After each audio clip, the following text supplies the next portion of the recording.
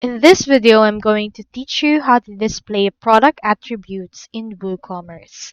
So in order to do that, first thing you need to do is to head over to woocommerce.com, and then you can either create an account by clicking onto the Start Here option right here, or log in by clicking onto this login option.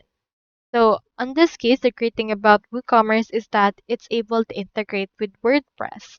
So on my case, let me head over and click on login. And here is my actual WordPress dashboard that's already connected to WooCommerce. Now let's head over right here and scroll down and go over right here to the products. And you should be able to see in here any products that you have created using WooCommerce. I have in here this shirt. So in order to edit its attributes, go over to that particular product and click on edit. And then after that, you can see this. So scroll down.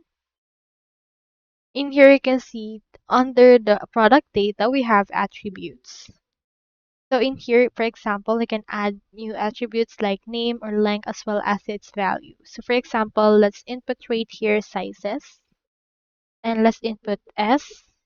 Let's also input M, then L, as well as XL. Then click on the Save Attributes option.